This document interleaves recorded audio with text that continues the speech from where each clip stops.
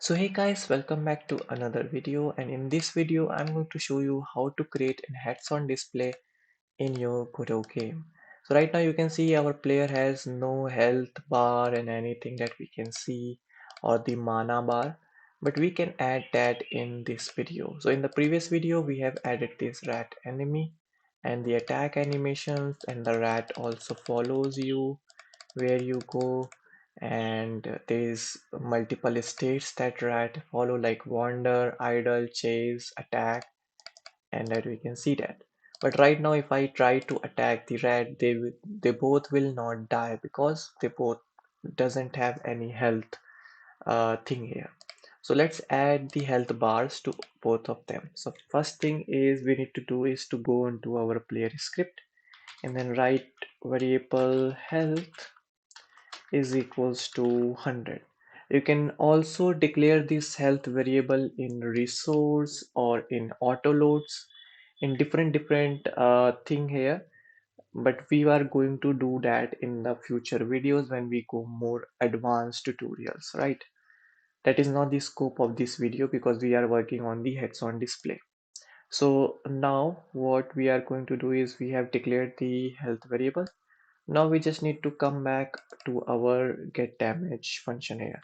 So here we just need to do one thing, which is health negative is equals to -1. This -1 is basically the is the amount of damage we are going to take. So again, we can also customize this, but that is not the scope of this video. We are going to work on heads-on display only. So since we only have one enemy and that enemy is making each one amount of damage, so we can also print and check if that is happening or not. So if we print health and run the scene again, so you can see, okay, let me just go, you can see now health is decreasing, and that's what we are going to do. So for that, let's go to our 2D scene here, and let me just close this mode. And now after that we just need to go onto our scene and we need to add something called as canvas layer, and make sure you add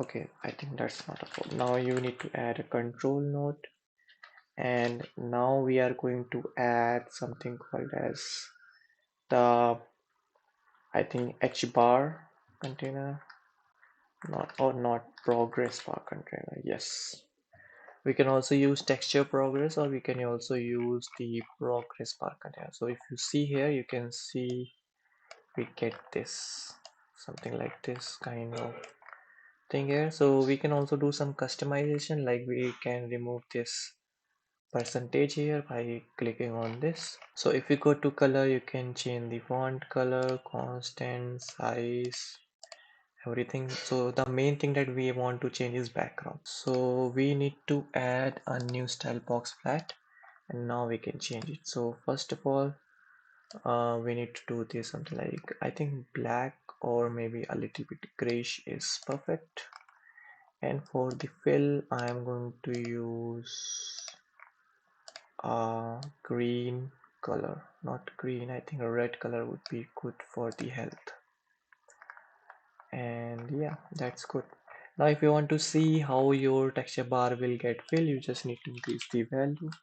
So at 50, you can see it is on the half size, and 100 it will be full red, right?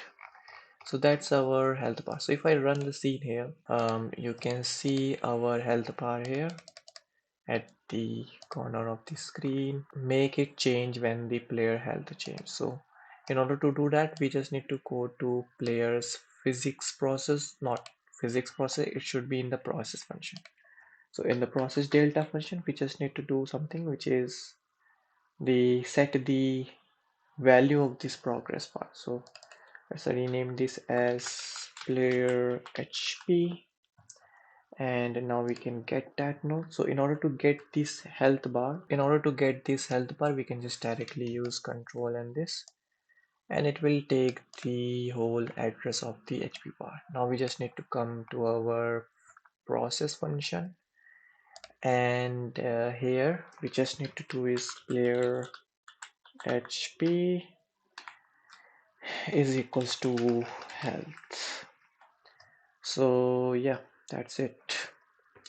The value type of okay, so make sure you do the dot value, so because we are going to set the value of the player. If I run the scene again and if I do this, you can see our health is going to get reduced, and you can see this is very small, so we can also extend it a little, so we can get a little bit of control like this. Now it looks good. You can see we get it reducing. Our health is reducing fast. And now let's talk about the rat health bar. So the same way we need to do for the rat. So let's go to our rat here, and instead of adding the um, health bar in the HUD section, we are going to add it on to the rat. So we need another progress bar, and you can see the progress bar is here. Now you can also move it around because we haven't added any control node here, and we can also set the show percentage to 0. Now we can extend and make it better, something like this. And there's one more thing that we need to do is style section, and again doing the same thing, and here as well. So now we can just make it like darker, and here we can just set this red. And if I say we need to set the value for now 100 health bar, and make sure you add a dash here. So if I go to our rat.gd, now again we need to do the same thing. We need to import this health bar, so we can directly hold control and drag it onto our script. After that, we just need to do few things like creating the health variables. Let's create a health variable.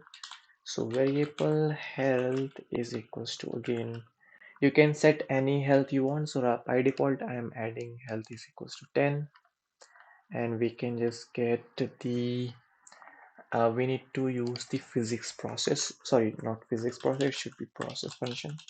So process delta function, and now we can use health bar dot value is equals to health, and make sure you set the max value to 10 here because the health of the rat is 10, right? After that, you can see we get this. Now we need to also work on the get damage function. So every time we get damage, we just need to do health negative is equals to -1 or the player attack. So if I do this, let's see. So right now you can see we are hitting the rat, and you can see it's losing its health. If I move around, you can see our rat is also attacking the player, and we are losing our health. That's it, guys. So if you like this video, make sure to hit the subscribe button.